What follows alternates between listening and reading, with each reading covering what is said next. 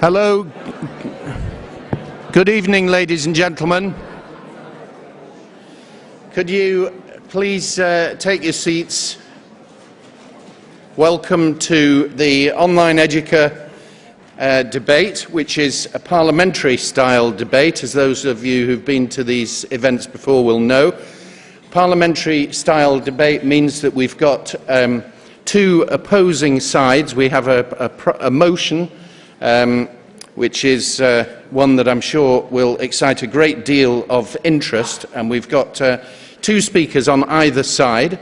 It being a parliamentary style debate, it means that you are allowed to be as badly behaved as you want. You can be even worse behaved than your students or than your teachers, and you still won't be as badly behaved as most people in Parliament, or certainly the Parliament I knew. The other feature of this being a parliamentary debate is that the bar is open at the back, because parliamentarians are noted alcoholics. So do help yourself to some refreshments, and hopefully that will encourage you to take an even more louder and emphatic part in proceedings. What we're going to be debating this evening is one of the most important subjects for education and indeed for society as a whole at the moment, because we're going to be talking about data. And as we all know, data is changing society in all sorts of ways. It's changing how governments relate to us and what they can do for us or what they can do to us. It's changing how companies sell to us, and it's changing the choices we make and the way in which we make those choices. And it's changing what we read and how we read, and most fundamentally perhaps, certainly in terms of our concerns here, it's changing what we learn and how we learn. I'm the chairman, so I'm impartial, and I'm not going to express a view, although like everybody else I've got plenty of views on this subject, and I'm sure you have as well, which is why I'm going to try to make sure that there's plenty of opportunity for you to express your views when we've heard from our opening speakers. Can I please ask you, though, so that we can try to get as many people in as possible, to keep your contributions very brief, pithy, punchy, but keep them short. If you want to ask a question, do. And I'll enable the particular speaker to reply to that. Once we've heard from all of you, then I will return to the panel speakers, and one of them for each side will sum up before we take a vote on proceedings. And you'll be able to vote both physically here by raising your hand, but also by using the Online EDUCA app and keying into this session. So it'll be interesting to see.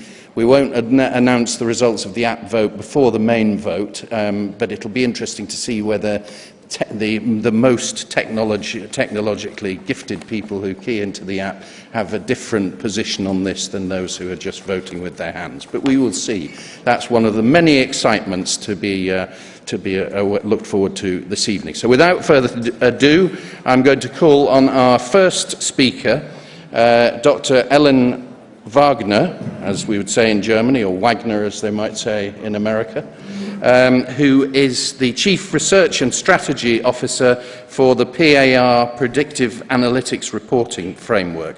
And she is going to speak in favour of the motion, which is that this House believes that data is corrupting education. Ellen.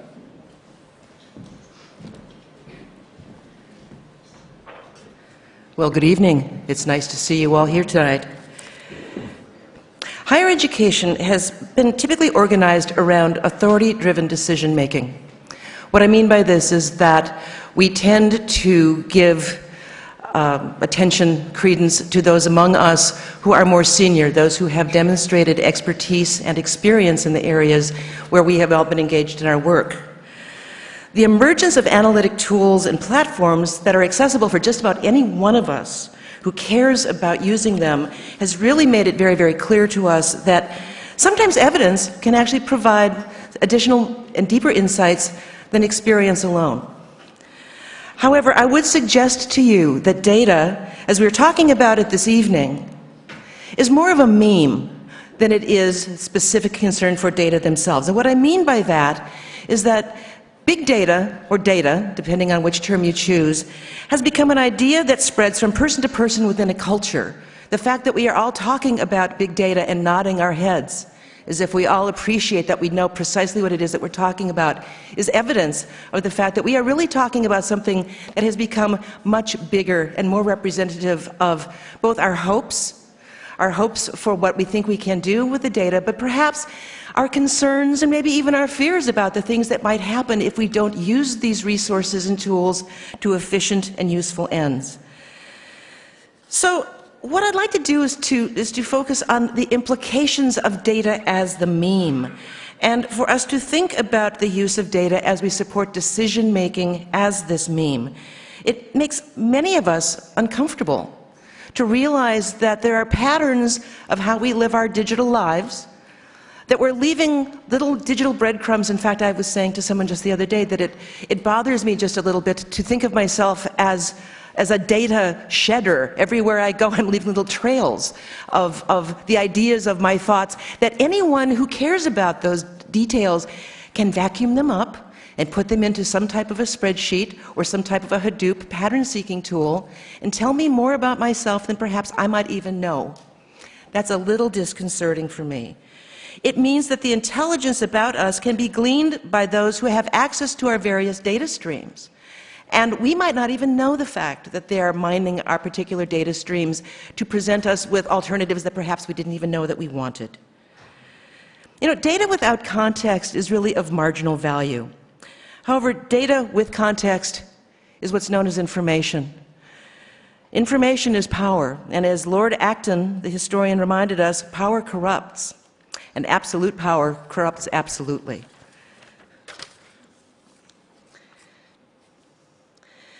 Now, corruption is a really powerful word. It's a negative word. It's simply stated, corruption is self-serving deviation from an ideal. So the idea that if one accepts this premise, one can in fact make a case that in the wrong hands, data may very well be used to nefarious means. It might mean that we exclude some people at the expense of others. It might mean that we start profiling people based upon attributes over which they have absolutely no control, that in fact may restrict them for pursuit of passions and ideals because they don't necessarily fit the norm for what they should be doing. Is this going to approach the way that we approach our pedagogies? Is this going to change the way that we approach our work with our students and the way that we do our research designs? Well, absolutely. Let me just ask you this question. How many of you are involved in instructional design? Several of you? Just looking out in the room. How do you feel to think about your particular practice being reduced to algorithms related to how people are responding to the information that has been presented to them? As a former instructional design professor, I can tell you that the fact that we are reducing some of our work to data-driven algorithms makes me just a little uncomfortable.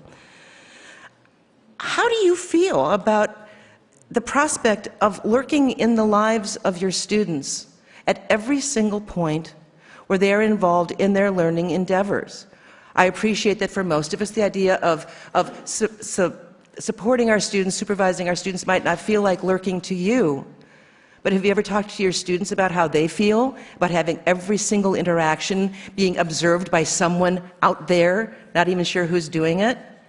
Let me remind you that it's not only going to be the students whose every single digital move is going to be analyzed. Every single one of us that's involved in this digital dialogue where data is involved is going to find ourselves being constrained, measured, evaluated by the data that we leave in our tracks. So just as a small example, some of you may be familiar with some of the taxi types of implementations that have been starting to pop up all over the place. The fact that you have an app where you can call a taxi, it can come and get you. Wonderful type of implementation, particularly in some cities in the United States where it's very difficult to find a taxi or a ride. What I didn't realize before I started using the service is that the drivers also rate their passengers. And what this means is that if you call for your taxi, because you put all your information in a profile. If you call for the taxi and you have gotten bad reports that you have been a bad passenger, you're not going to get a ride. The fact that we've got that type of exchange is pretty interesting, but the fact is there really are consequences to being able to share information back and forth. The point that I would like to use in closing for this section is that I do worry a lot more about how people planned to use or work with or analyze the results of their analyses than I do about the data themselves. Data without context really is of marginal value. It is the context that we use to wrap around it that gives me some pause. I worry about naive or nefarious uses of data to punish or to limit access, or to constrain participation, or even to restrict participation. I don't necessarily think that data by themselves have corrupted or are going to corrupt education per se, but I do believe that educational practitioners who use data badly, non-transparently or naively, are going to give data a really bad name. Thank you.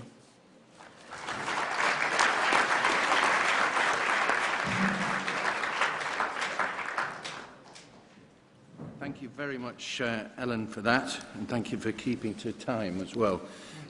Next speaker, who is going to speak against the motion, is Professor Dr. Victor Meyer-Schönberger, who is the Professor of Internet Governance and Regulation at Oxford University's Internet Institute. Victor.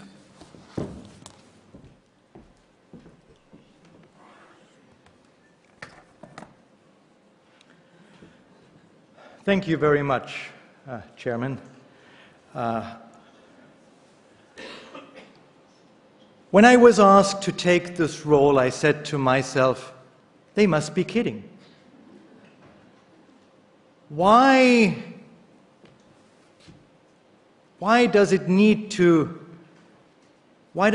the side of attacking this motion in the first place? Data corrupting education? Data corrupting education? Seriously? Seriously, Dr. Alan Wagner? Seriously, Dr. Alan Wagner running a data analytics company or organization?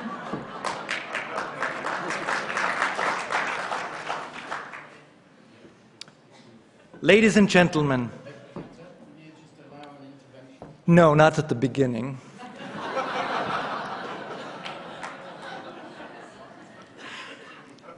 Ladies and gentlemen, since the beginning of time, we humans have tried to make sense of the world around us by observing it. From the ancient cultures of India and Mesopotamia, of China and Egypt, that is how humans have learned. We can't escape our human hunger to learn, to comprehend, and to understand. And we have been doing so by gathering data. It might have been small data, perhaps only one observation, but it is data, nevertheless. So starting with this very basic, very fundamental level, we already see that learning and looking at data are intertwined, are linked together. Denying that connection would not only be foolish, it would be, in the very sense of the word, dehumanizing. But there is more. As we get better in gathering data and analyzing it, we are getting better at making sense of the world. And that in turn means we will improve what we learn. Over the last few hundred years, we have discovered most of the basic laws of physics and chemistry. Mathematics has flourished, and statistics has turned into a truly useful discipline. Well, mostly. Because of this, and as we understand biology and physiology, we are now living longer and better than ever before in human history.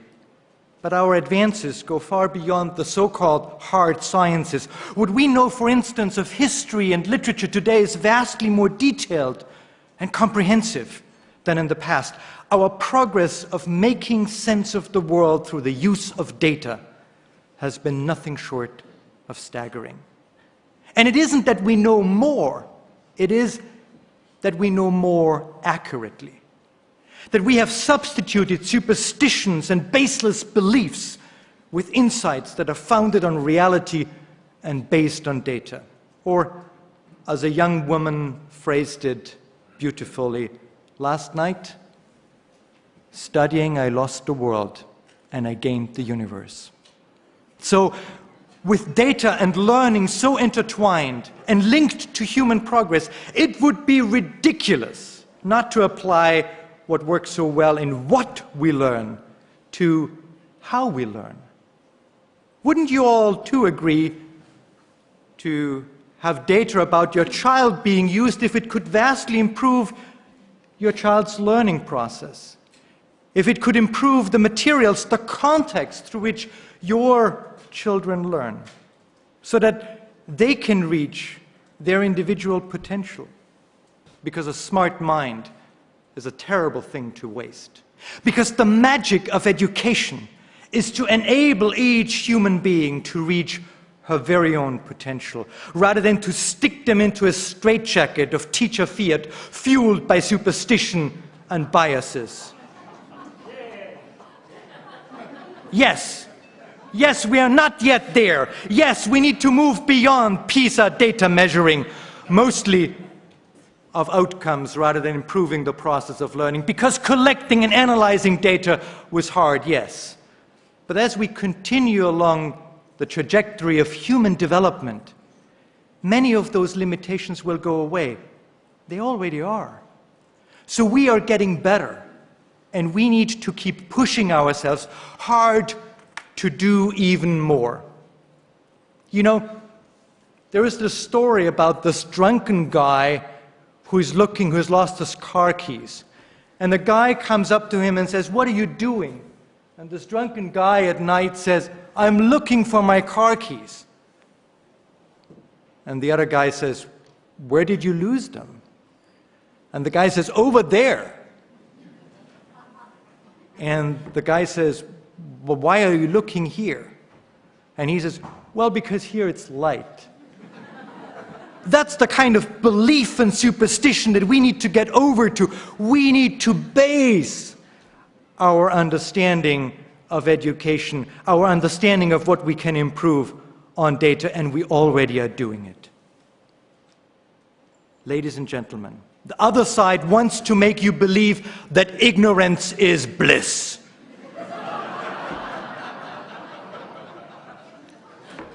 But the truth is that it is not. Knowledge gained from learning and education is bliss. And for that, we do depend on data, on what we learn and how we learn to improve our human condition. Thank you.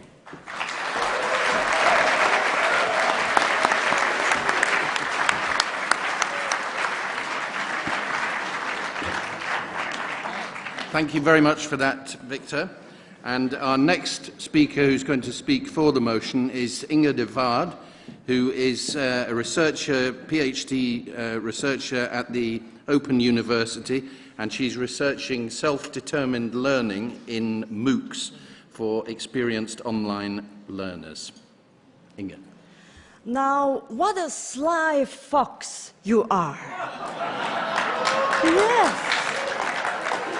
He's so good at twisting words, and all I will be able to do is just give you 2 examples of why I think education will become under pressure. I will make them hard and stand. Is that something? No.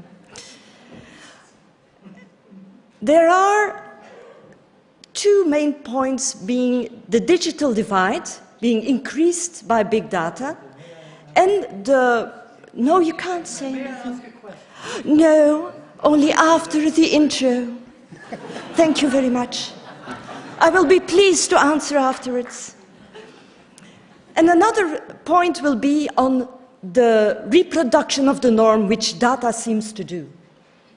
Now, from a digital divide, or should I say data divide, it is quite dangerous, because the digital divide trickles down from the big educational institutions just completely down to the vulnerable learners. Mind you, every child. As big companies like Facebook and the other social media giants link up with big universities, there are, of course, little universities not getting that opportunity. The big universities link with the Facebook and the social media giants because they have the money. It costs enormous amounts of money to simply store and filter data. And those big universities will gain on it, of course. I mean, they will be able to support every learner that comes to them. And it will be good, and those learners will be lifted. I totally agree. But what about the small universities? If you don't have the money, you will have no means to give the same quality of learning analytics. So, as a learner or as a parent, where do you want your student, your child to go? To the big universities. Now, you might think,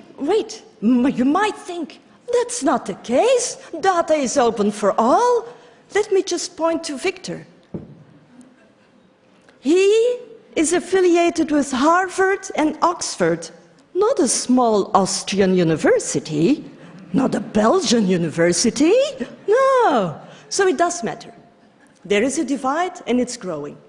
Now, also from the point of view of algorithms, if you are an administrator, you are at a certain point confronted with budget cuts. So you will look at learning analytics and think, what are we to do?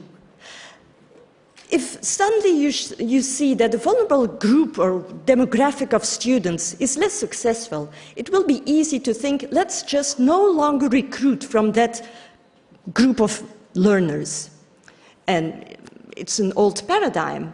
All of a sudden, those with less financial backgrounds, but because who can afford the fees of a big university, is being put in a different place. It's not about equal opportunities anymore, like Victor said. No, it's about division.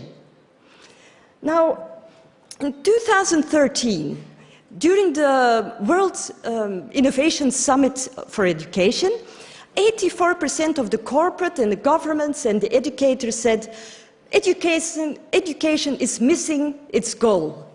Young people are not prepared for the future.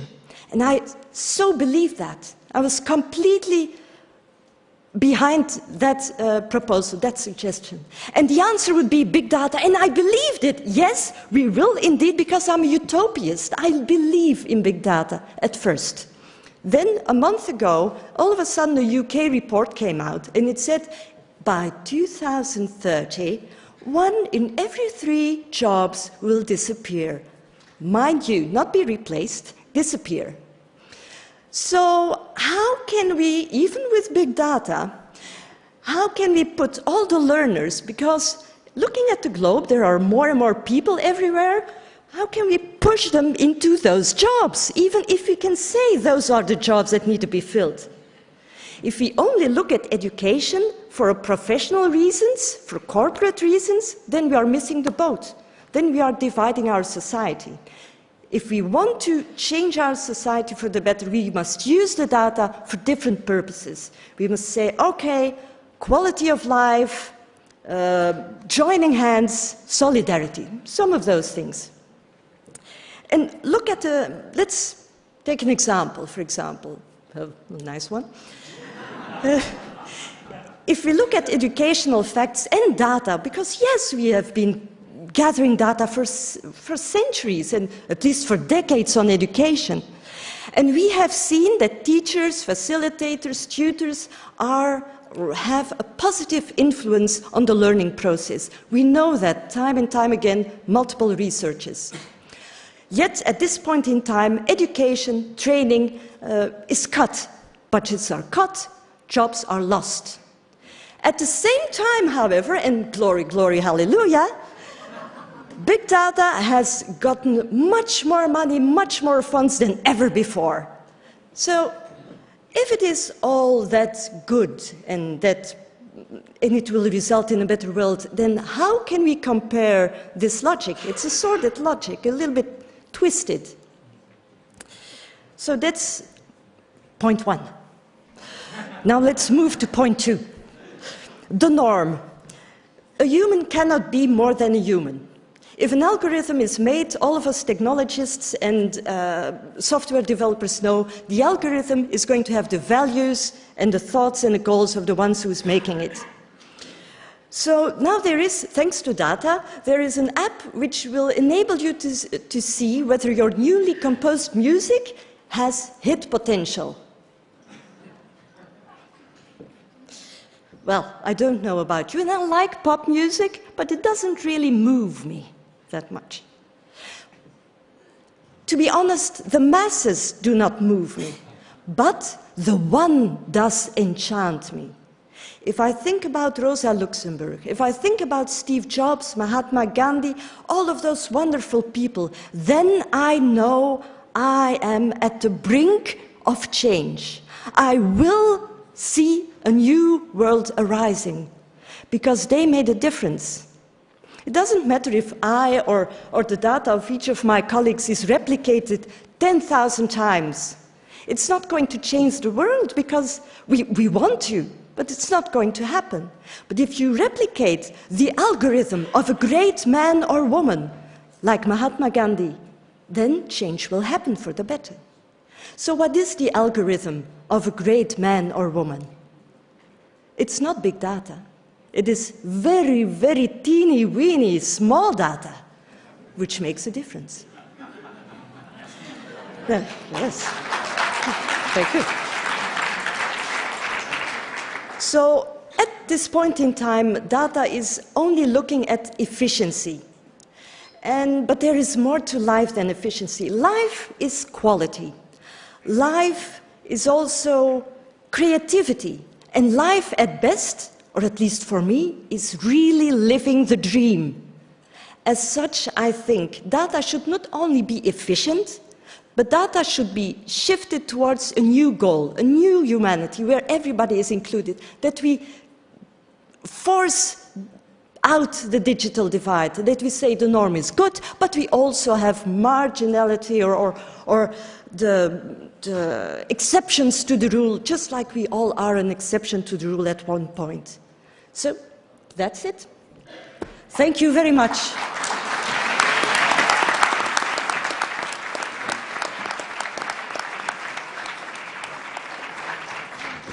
Thank you, Inge. Right, our final speaker, who is going to speak for the motion, is Dr. George, who's going to speak against the motion, is Dr. George Siemens, who is the Executive Director of the Learning, Innovation and Network Knowledge Research Lab at the University of Texas, Arlington.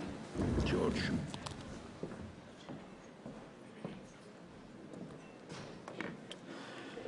Thank you. First of all, I would like to begin by saying I had anticipated that we were going to be having a debate, so it was quite convenient to find before we even started the debate that our two opponents ended up siding with us through their opening introductions. I think you'll find that the core mandate, the debate topic that we've put forward, is that data is corrupting education. And I think neither of the four speakers have provided much evidence that it's going to do that to education. Instead, what they have done, particularly Inga just before she started, was she insulted the integrity of my good friend for the past 2 hours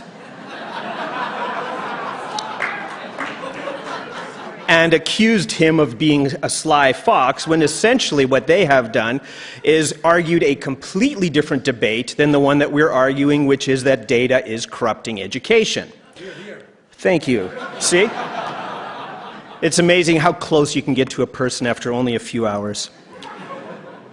Now, just before we begin here with this part of the discussion, I would like to emphasize, if at any point you find yourself becoming disengaged with the debate, one of the opportunities with these drinking debates is that you are in control of your own destiny.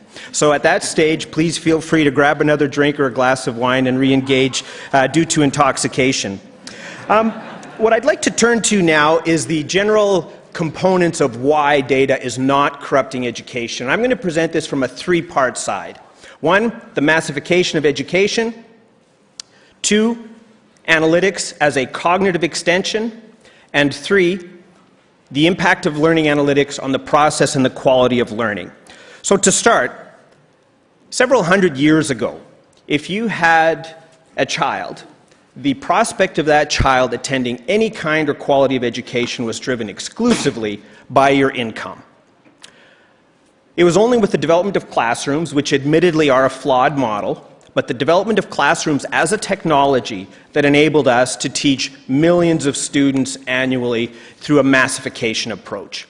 We're seeing the same thing happening in higher education. Inga is quite right to address the divide that exists. But the biggest divide that we have in education is one of poverty. The number one determinant of your academic success in post-secondary education is not driven by data or even misuse of data. It's based on your income as a family. If we want to address that income as a family, unlike my opponents who would like to subject your child to a lifetime of poverty,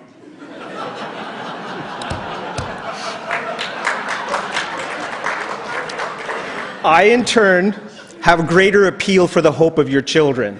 And the reason I have that appeal is that we will use data to massify the education process so that we can personalize and improve the quality of learning for every student in the world. That's point one. We will only massify the education system through the effective use of data, because the best type of learning analytics is one-on-one analytics. In that regard, my opponents are correct. If I sit down with a student one-on-one, my analytics is the cognitive exchange that I see happening, how I engage with students, the questions that I ask.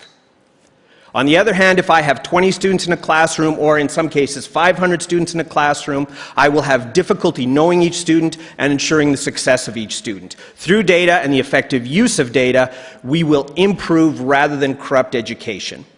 My second point relates to analytics as a cognitive process, or as a cognitive extension. Much like the plow enabled humanity to improve farming, rather than doing it by hand and planting seeds, we ended up using technology and creating technology so we could become more productive. And the only reason we can support 7 billion people on Earth today is due to advances in farming. If we were still planting by hand, it simply wouldn't be possible. What humanity has done traditionally is when there is an increase in data and information, we take new approaches to make sense of it. And this isn't new. In 1550, Konrad Galernter stated that if the cycle had existed, there was a confusing and harmful abundance of ideas, meaning that individuals 500 years ago were already feeling overwhelmed with the amount of information they were encountering. So instead, humanity created a series of systems to manage that. We created classification schemes like the Linnaean and the Dewey system. We ended up creating micro-assessment or micro-presentation formats like encyclopedia, where a book is reduced to a paragraph or a sentence. So we've always used mechanism and methods to make data more manageable. That's all that we're doing with analytics. We're not taking away opportunities from some student who may or may not enter Oxford or Harvard. Instead, what we're using it for is for humanity to make sense of the world. The other aspect that comes out of this is a statement that Konrad Gessner made he's a computer scientist, where he stated that if you have 2 dogs, give them a name. If you have 10,000 head of cattle, don't bother. And so there's this idea that if you have something small, like Anderson stated, more is different. If you have something small, yes, you can interact with it a certain way. I would encourage, as we think about data and education, that we take a less Neanderthalic view than what's been presented, and instead recognize that through the effective use of data, we can manage a quantity that we simply have been unable to manage, and that analytics becomes part of the human cognitive process. The final point that I want to articulate is, what does learning analytics do for education, and why does it help rather than corrupt? We're entering a period where folks like Elon Musk, Bill Gates, and others are saying that within the next decade, up to 50% of the jobs that exist today will be taken over by automated technologies and by robots. That means that everyone in this room in the next decade will have to touch back to the education system to upgrade and to reskill. And that reskilling is going to be improved through the use of learning analytics, through recommender systems for the type of content that you should take, through creating a profile of what you already know and then filling gaps, so that rather than taking a 2-year nursing program, you can take a 6-month nursing program because it's targeting the specific knowledge gaps that you have rather than making you go through everything that you've learned already. Additionally, the assessment process. Right now, many of us here learn in a myriad of different ways. In fact, for most of you, the learning you've done over the last decade has probably not happened in a university classroom. It's happened at conference venues like this. It's happened through conversations with colleagues. It's happened through taking MOOCs. The use of data and analytics in the education process will enable us to take those learning experience, match them to existing curriculum, and automatically give you credit for the learning that you've done. Essentially, it's about saying that to not use learning analytics, we are condemning ourselves to maintaining the education system that we currently have, which is woefully inaccurate or woefully underperforming for the knowledge needs of society today. And that's essentially, as you'll hear, what our opponents are arguing. They want status quo and they want to maintain the system that we have. And I would argue for every one of us in this room, we know the system that we have isn't working. We know the system that we have is broken. And the way that we're going to get past the limited myopic mindset of the current system is by beginning to embrace data and analytics approaches to making learning successful and acceptable for all individuals. Thank you.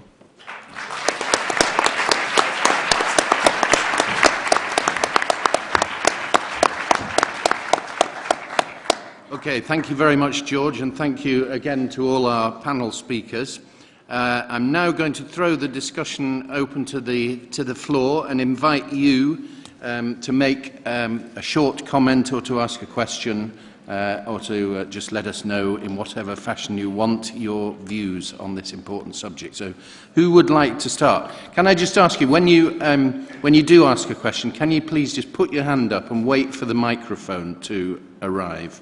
Yeah, in the front row here, lady here. Just down here in the front row, please.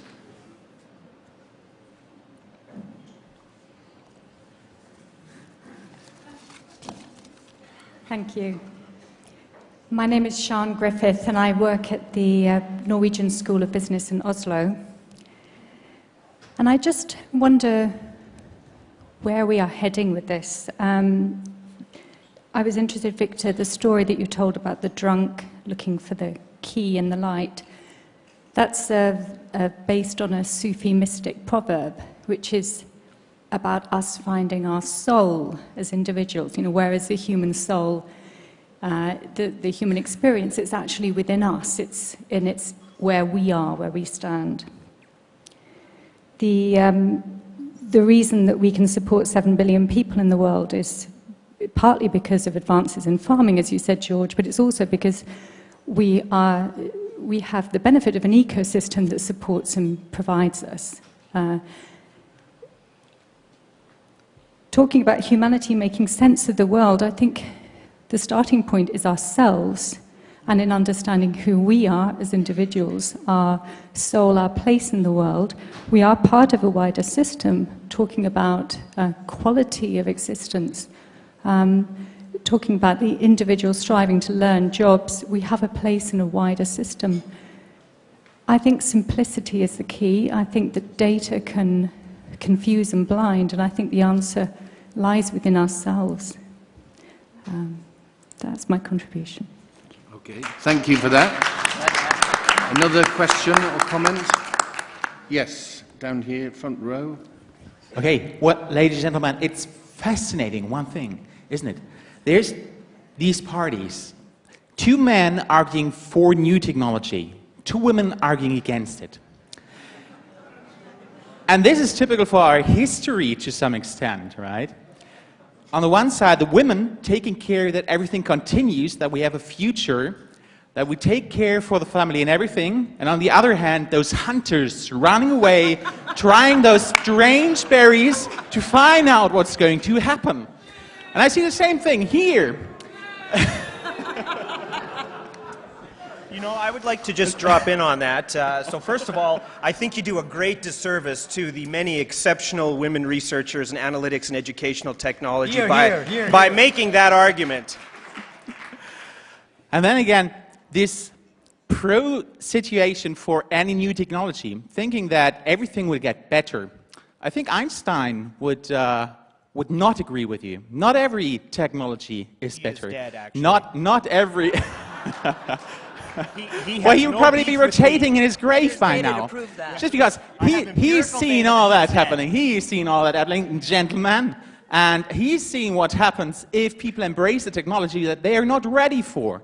That they don't know how to use. That they're playing around and especially using it in a large scale. And this is exactly what we're seeing. People are rolling out a new technology that they have no experience with force, for education, no, for monetary reasons, on a large scale. Exactly. And I'm pretty sure this is something that you also, gentlemen, wise men as you are, will see is a certain danger.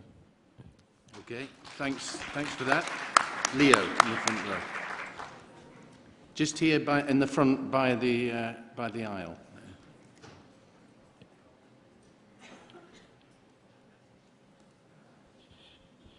Can you just introduce yourself as well? Yes, I'm Leonardo de Rizabalaga Prado, originally of Cambridge University, the other place.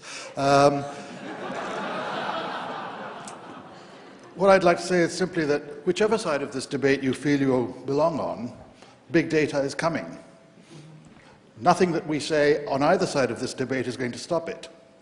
And therefore, the question is not whether we like it or not, but how are we going to adapt to it. Thank you. Okay. Is there anybody at the back with these lights on? Yeah, right at the back there. A hand waving. That's it.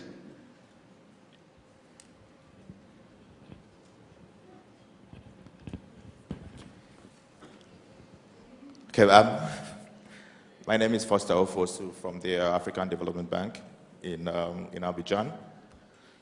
I don't know if it's the effect of the alcohol, but I don't see the word big in that before data. He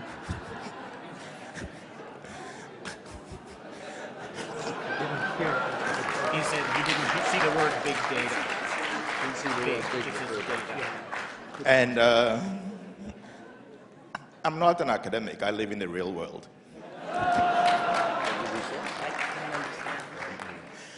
So, representing those in the world,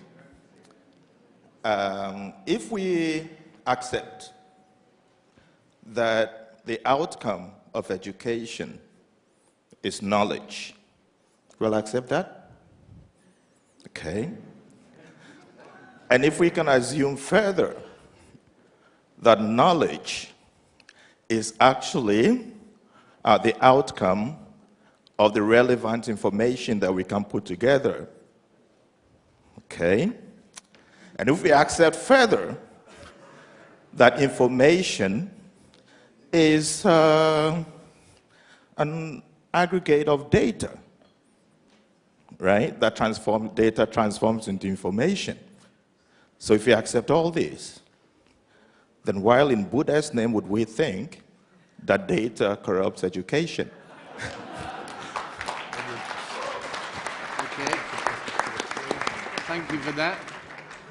Yeah. Gilly in the front.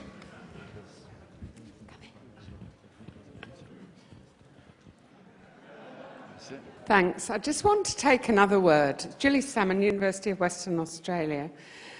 This thing about corruption, almost every other session throughout this conference has been about disruption. We're all going around doing MOOCs because it might disrupt the existing educational models. We're all doing all sorts of things to help us to disrupt the way academics teach. Add your own dots. Now, why on earth would we not want to disrupt? And I think that corrupt is not so much of a different word. And we should be looking for absolutely everything that enables us to corrupt the existing educational systems.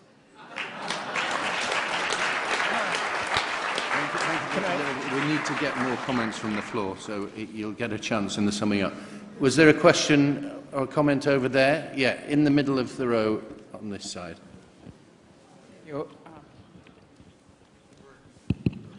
Thank you. My name is Bernard Ngugat from Rwanda, but doing a PhD at University of Leicester.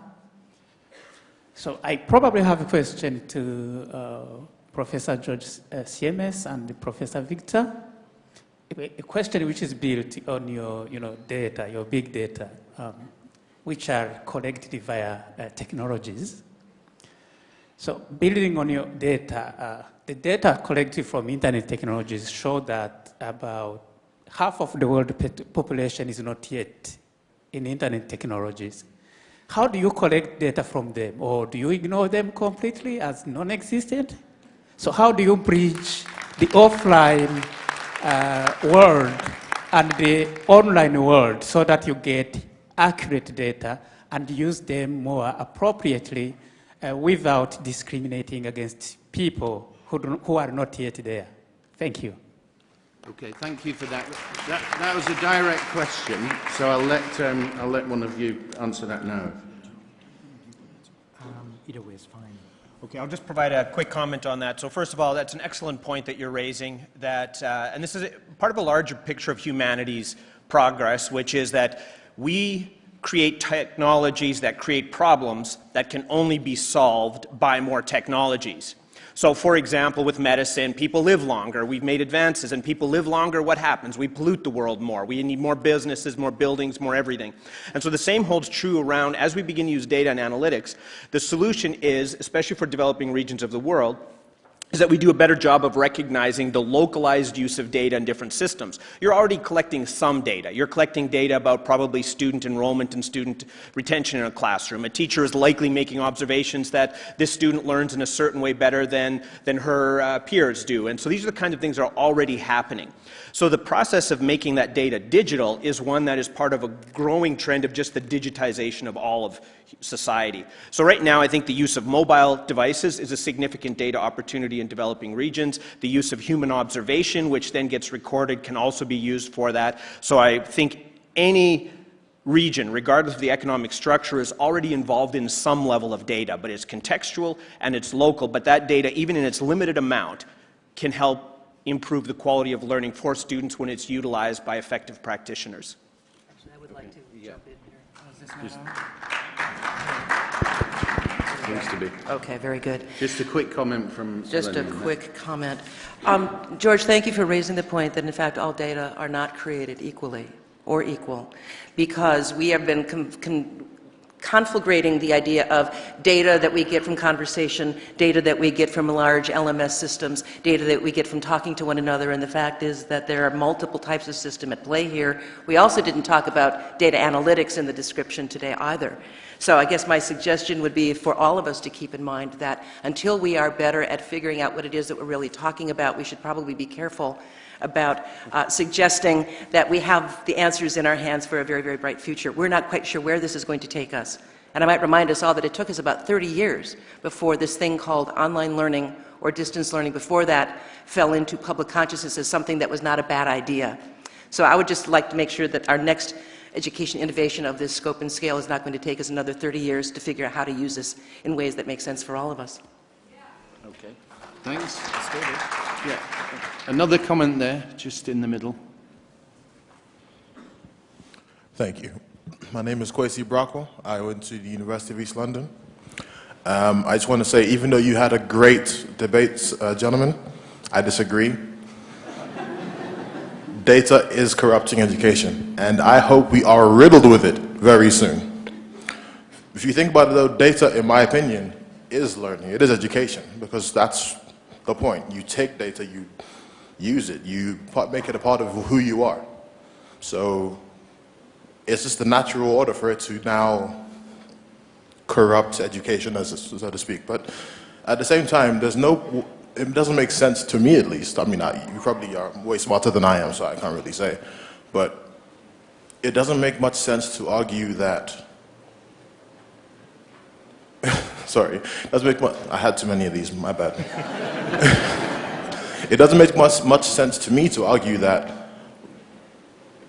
the answer may be out there, but it might not be out there, so we shouldn't really try. Because the thing is, the system is broken, in my opinion. It was built broken. It's not going to stay afloat for too long. So either, stay on the sinking ship and, drown in our tradition, or, maybe hope for something else. So I don't really have a question. I'm just saying stuff.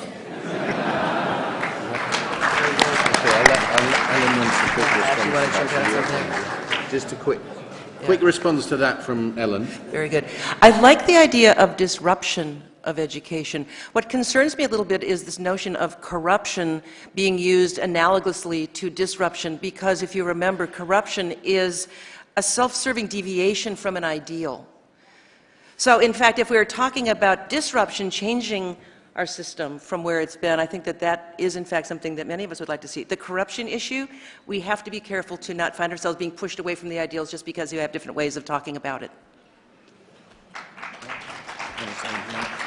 Okay, another question down right at the back, hand up there just on the aisle.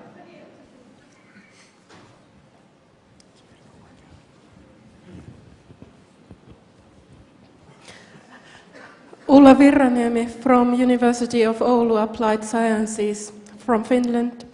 I'm just wondering that when we are talking about big data, if it's corrupting education, and from my understanding, when we are talking about big data, we are talking about access to data, automatically analyzed data online. Is this question about that we are thinking that our education is nothing more than sharing data? I actually hope that when I teach my students, I share something else but data. Thank you. Okay, thanks. Victor wants to respond to that quickly. I do want to make 2 points. First, the motion is data corrupts education.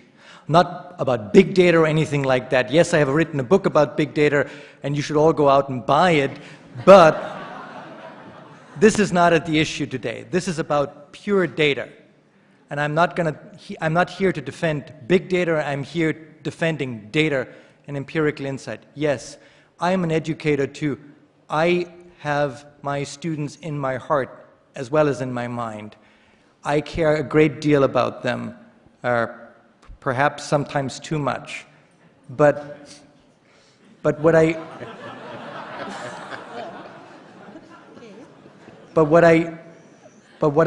do think is, and strongly believe in, is that as we want our educators to focus on what they do best, that is on teaching and relating knowledge and having conversations about insights and about how we make sense of the world with the students, we also need to help them getting better.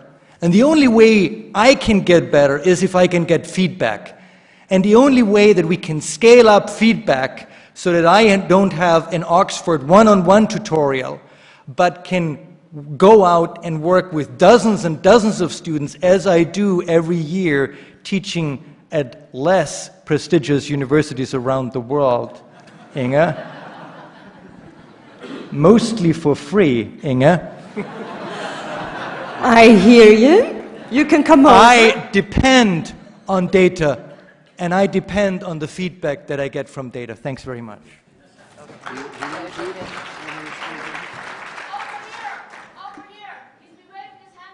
Yes, I know. We're just going to have a quick response here, and then I'll decide where we go next.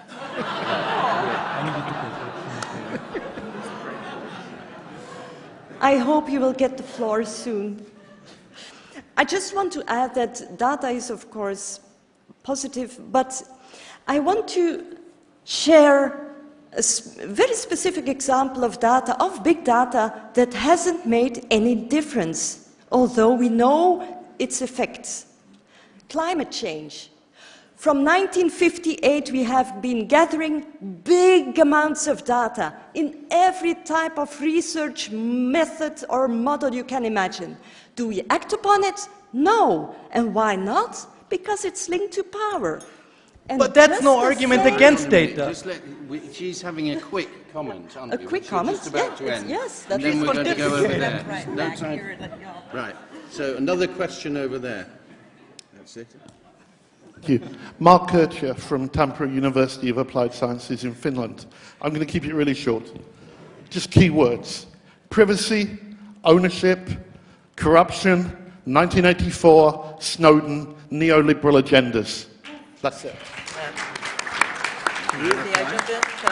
Let's try and get a few more. Okay. Yes, the lady here in the row 3, I think.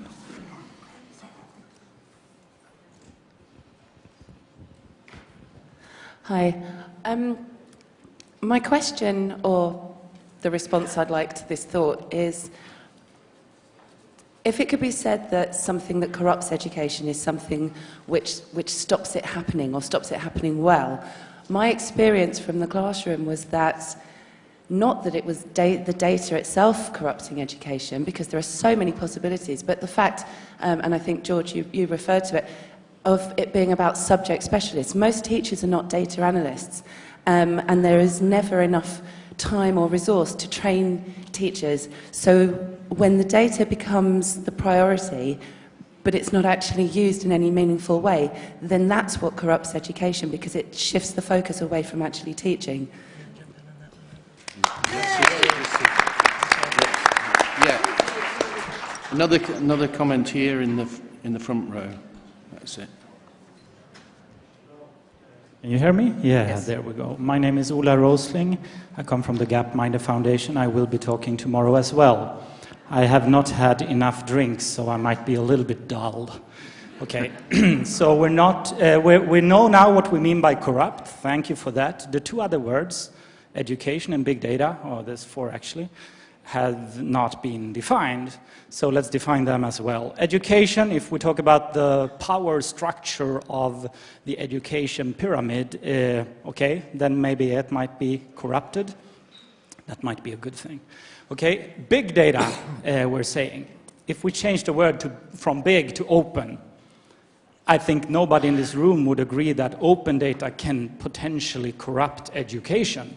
It's the big data with privacy concerns, owned by powerful pyramids, which is not released to the public. Yes, it has an enormous potential of corrupting a system, because owning data is monopolization of data, and that monopoly is power, and power corrupts. Thank you. Thank you. Yeah. That's great. Another question there, again in row 3. If you want to ask a question at the back, by the way, you'll really have to wave around both hands and jump up and down, because we can hardly see you. Olaf Drögorn, Vice Rector on ICT and E-Learning in my university in Germany, Harz University. We are in the management board of the university. We are glad to have data, because our professors want to preserve that way of teaching for the last 20 years and for the next 200 years. So in the management board of the university, we are glad to have the data to see who is performing well and who is not performing well, and which students we can help in different ways of doing teaching. And to teach our professors to do things differently, we absolutely need data. It's not about big data, it's a very small data. Being just few students being not happy with the way the professors are teaching. So we in the management board can teach the teachers to say, well, do something different. We need data. Thanks. Can I say something? Yeah. Oh, another. Okay. Another one there, back near the middle.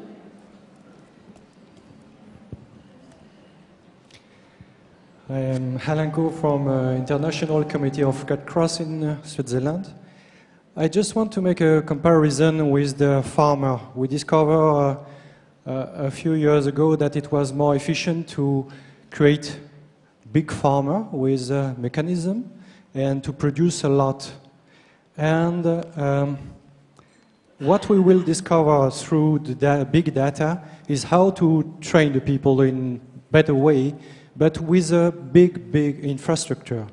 And in many different countries, if we try to put in place this kind of infrastructure, all the different ways to train the people without any technology. We are working in ICRC in many, many different conflict zones with nothing in hand, and these people do a very good job. And my concern is probably we will discover many different ways, efficient ways, but based on a lot of technology. What happens without technology, and what happens if we don't have the money to put this discovery of how to learn without the technology? That's just my concern. Okay, thank you for that. We've got time for I think, 3 more quick comments or questions. Who'd like to ask now? Yes, down here in the front, second row. And then there's another one over here as well, lady in the second row. One over there, yeah. Hi, I'm Snorre Ruben from the capital region of Denmark, the e-learning team. It seems to me that actually we're debating the wrong thing here. It's not whether data corrupts education, because used wrong it will, used right it won't. It is not even whether we should use it, it is how do we use it? How should we use it? And I think all of you agree. So why even have this debate? Okay. Yeah, let's go drink. Right, thank you for that. Second row here on the left. Hello, I'm Gina Kostoulias. I come from the American College of Greece. I think that something that you haven't pointed out, and it was just coming to me, is that data can be corrupt. And I know this very well, because Greece shouldn't have gotten into the European Union when it did get into, because they gave corrupt data and it was accepted by all members. So the question is, if data is corrupt, what does that do to education? And this is what we need to pay attention to. Thank you. Thank you for that. Right, one more question. Yes, just towards the back there, in the middle on the aisle, that's it. So I believe this is the final word. This is the final word from the audience. So I think, have a look at this statement that we're discussing. I think the real danger is that we're talking about beliefs. This House believes that data is corrupting education. I think we need to collect facts. Maybe a large survey, collecting some data, large data, so that we can have a proper debate about the analytics of these data. Thank you.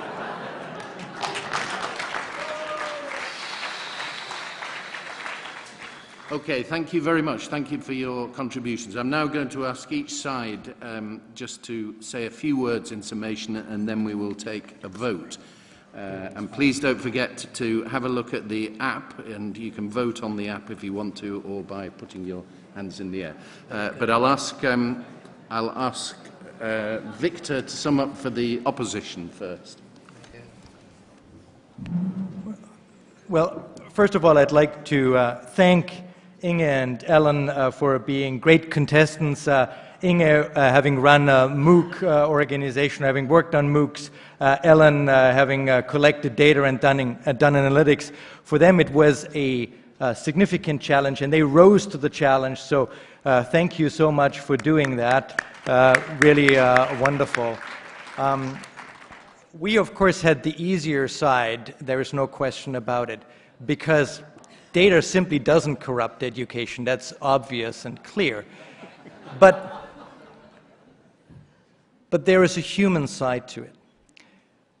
You all know, for perhaps, the Khan Academy and Sal Khan. When Ken and I wrote Learning with Big Data, Ken went out to talk to Sal Khan. And Salman Khan told a very gripping story about a young child in middle school from Peninsula County in California who just didn't get math. And she was trying through the Khan Academy to get better and better, but she just didn't get it in school. And she just didn't get it through the video lessons either. And then she tried again and again, and more data was collected, and some of the video sequences were readjusted, some of the lessons were readjusted. And suddenly something clicked, and she got it. And by the end of the summer, she was the best in her math class. And Sal Khan said that that changed everything for him, because it drove home the point like no other point, no other event before, that it is not about the content. It is about the data that we can collect about how we learn to improve learning so that every child can reach its potential. Thank you. Thank you.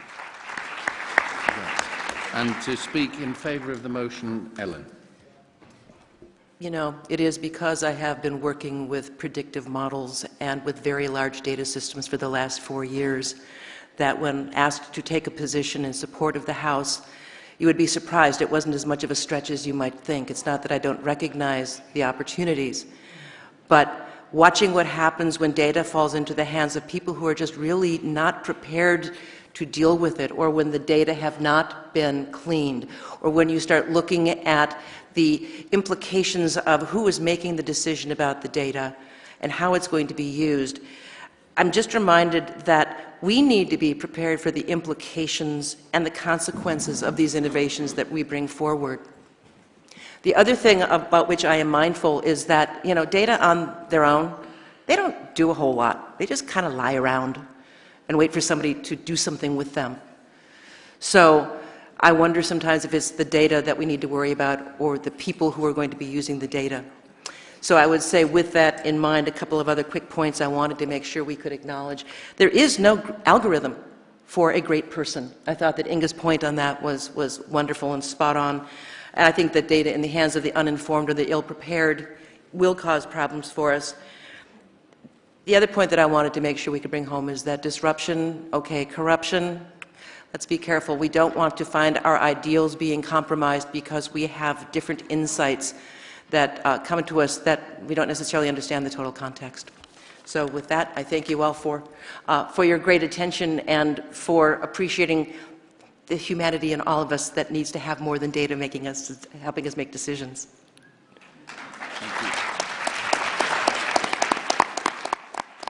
Okay, thank you again to all our panelists. George has got to leave, unfortunately, but he's just told me to tell you that it's not because he's a jerk, but because he's got another meeting to go to. So thank you very much, George, and thanks to all our panelists indeed for a really excellent discussion. I think he kissed us goodbye because he sees that we're losing. Yeah. So we're now going to take a vote. If you're keyed in on the app, then do please vote on that. Also, I think I've got to tell the technical person to put the app thing on the screen. So if he wants to do that, and if anybody's voting by app, we can see what that is. But I think this is getting in the way, really, a little bit. Yeah. Yeah. Anyway, we'll take a vote as it should be done here. Would all those in favour of the motion, which is that this House believes that data is corrupting education, all those in favour of the motion, please raise their hand. One hand. Right. So that's all those in favour of the motion. All right. And all those against? Well, I think the motion is overwhelmingly defeated. I think that was fairly convincing. But thank you all very much indeed, and I think it's also overwhelmingly defeated on the app. It has been. By the looks of it. Thank you very much indeed for attending this debate. Before you all go, can I just remind you about a couple of things. First of all, if you've enjoyed this debate, this is nothing compared to the debate that takes place every year at eLearning Africa. And if you want to come to eLearning Africa and experience a really exciting debate in this format, then do please come along to the next e-Learning Africa conference, which will be taking place in Addis Ababa in Ethiopia in May. And I'm sure the organiser and everybody would be delighted to see you there. The other thing I just wanted to mention is that this conference, as we know, is the 20th anniversary conference of Online Educa, and this fantastic conference, I think, deserves a round of applause.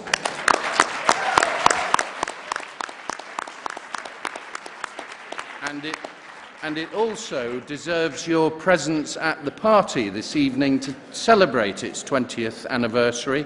So I do hope that you will all go along there. It's a 20s style party, so hopefully the ladies will put on their flapper gear and the gentlemen their bow ties or whatever, and come and celebrate Online Educa's 20th anniversary. Thank you all very much indeed.